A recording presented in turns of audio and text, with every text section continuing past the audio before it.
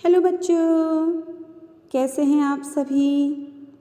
बच्चों, आज हम आपकी पूरक पाठ्य पुस्तक वितान के पाठ 1 सिल्वर वेडिंग, जो एक लंबी कथा है तथा जिसके लेखक मनोहर श्याम जोशी जी हैं, इसका सार समझेंगे। बच्चों, मनोहर श्याम जोशी जी हिंदी साहित्य के प्रसिद्ध उपन्यासकार, पटकथा लेखक, गद्यकार एवं पत्रकार हैं। इनका जन्म 1935 ईस्वी में कुमाऊं में हुआ था। इन्होंने लखनऊ विश्वविद्यालय से विज्ञान विषय में स्नातक किया। उसके बाद ये दिनमान पत्रिका तथा साप्ताहिक हिंदुस्तान में सहायक संपादक के रूप में कार्य करते रहे। वर्ष 1984 में इन्होंने भारतीय दूरदर्शन के पहले धारावाहिक हम लोग के लिए पटकथा लेखन आरंभ किया।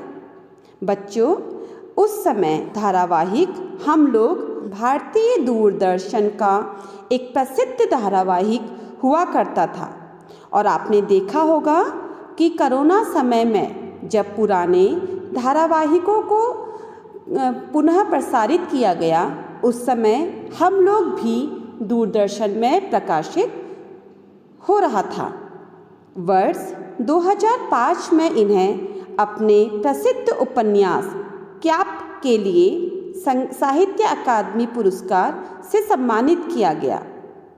इनकी प्रमुख रचनाएं कुरु कुरु स्वाहा, कसब, क्याप जो इनका उपन्यास है, हरक्यूलिस की हैरानी, हमजाद, एक दुर्लभ व्यक्तित्व, कैसे, किस सागो, मंदिर घाट की पौड़ियाँ, टाटा प्रोफेसर छट्टी वल्लभ पंथ, नेताजी कहिन, इस देश का यारो क्या कहना, बातों बातों में, 21वीं सदी, लखनऊ मेरा लखनऊ, पश्चिमी जर्मनी पर एक उड़ती नज़र आदि प्रमुख रचनाएं हैं। इसके अलावा इन्होंने कुछ टेलीविज़न धारावाहिक भी लिखे हैं, जिसमें हम लोग, बुनियाद, मुंगेरी लाल के हसीन सपने आदि बहुत ही प्रचलित धारावाहिक थे।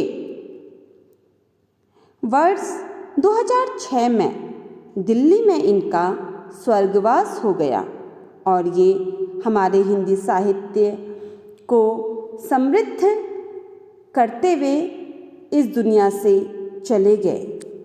बच्चों, आपकी पूरक पाठ्य पुस्तक वितान के पाठ 1 सिल्वर वेडिंग के माध्यम से मनोहर श्याम जोशी जी ने आधुनिकता की ओर बढ़ते हमारे समाज की उपलब्धियों को दर्शाया है, तो वहीं दूसरी ओर मनुष्य को मनुष्य बनाए रखने वाले मूल्यों के लापता होने को भी हमारे सम्मुख प्रस्तुत किया है।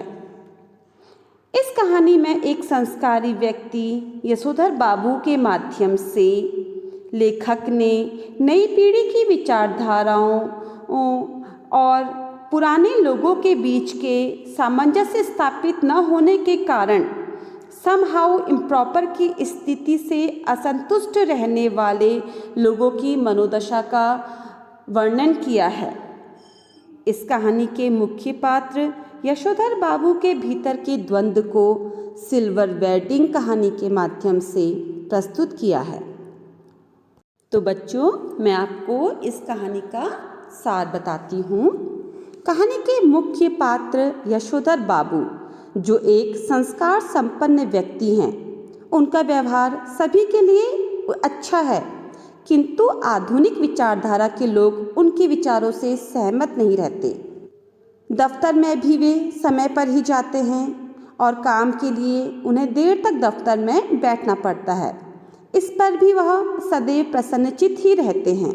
उनके दफ्तर में असिस्टेंट ग्रेड में आए एक नए लड़के चड्डा ने यशोधर बाबू से बदतमीजी से बात की।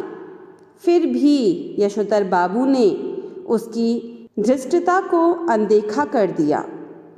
यह यशोधर बाबू की समझदारी को दर्शाता है और उनके व्यवहार को भी हमारे सम्मुख रखता है। यशोधर बाबू के परिवार में उनकी पत्नी, 3 बेटे और 1 लड़की है। उनका सबसे बड़ा बेटा भूषण विज्ञापन एजेंसी में 1500 रुपये प्रति माह पर काम करता है और दूसरा बेटा दूसरी बार IAS की परीक्षा देने की तैयारी कर रहा है।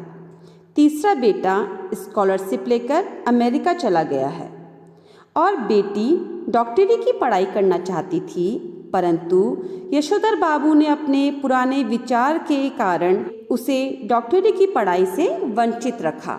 उनकी पुरानी विचारधारा के कारण ही उनके परिवार और उनके बीच में आपस में मतभेद रहता था। उनका परिवार आधुनिक विचारधारा का समर्थक था और यशोधर बाबू अपने पुराने विचारधाराओं के बल पर ही आगे बढ़ना चाहते थे। उनकी पत्नी, जो उन्हीं की उम्र की थी पर बच्चों के साथ आधुनिक रंग में रंग चुकी थी। यशोधर बाबू चाहते हैं कि उनका परिवार उनसे सलाह लेकर दुनियादारी का काम करे, पर बच्चे यह कहकर उन्हें चुप करा देते हैं कि जब आपको कुछ पता ही नहीं तो क्या पूछे। बाबूजी का मंदिर जाना, प्रवचन सुनना, पूजा पाठ करना परिवार को अच्छा नहीं लगता। बच्चे और पत्नी चाहते हैं कि यशोधर बाबू अपनी पुरानी परंपराओं को छोड़कर नए युग की नई रीतियों को अपना लें। यशोधर बाबू के जीवन में किसनदा का विशेष महत्व है। वह उनके लिए गुरु समान हैं, क्योंकि जब यशोधर बाबूजी गांव से दिल्ली आए थे तब किशनदा ने ही उन्हें अपने यहाँ पहले तो मेस पर रसोइया बनाया, फिर अपने ही दफ्तर में सरकारी नौकरी दिलवाई और जीवन की हर कठिन परिस्थिति में वह यशोधर बाबू के साथ रहे। किशनदा अविवाहित थे। जब किशनदा की मृत्यु हुई तो यशोधर बाबू ने उनके बिरादर से उनकी मृत्यु का कारण पूछा। उन्होंने जो हुआ कहकर बात को समाप्त कर दिया। मतलब सही कारण का किसी को कुछ भी पता ही नहीं चला। यशोधर बाबू जीवन भर किशनदा के सिद्धांतों पर ही चलते रहे और यही कारण था कि उनके परिवार के सदस्यों के साथ उनका वैचारिक मतभेद था। उनके परिवार के सदस्यों का मानना था कि यशोधर की किशनदा अविवाहित थे। उन्हें पारिवारिक व्यक्ति का उनका जीवन पारिवारिक व्यक्ति के जीवन से भिन्न है। वो यशोधर बाबू से कहते कि तुम उनकी तरह उनकी विचारधारा को अपने जीवन में धारण मत करो। यशोधर बाबू को आधुनिक लोगों के विचार बिल्कुल भी अच्छे नहीं लगते थे और लोग उनके विचारों को सुनकर मानना नहीं चाहते थे। जब यशोधर बाबू को कोई बात गलत लगती तो वे समहाउ इम्प्रॉपर कहकर चुप लगा जाते थे। समहाउ इम्प्रॉपर का अर्थ है बच्चों, कुछ न कुछ गलत होना।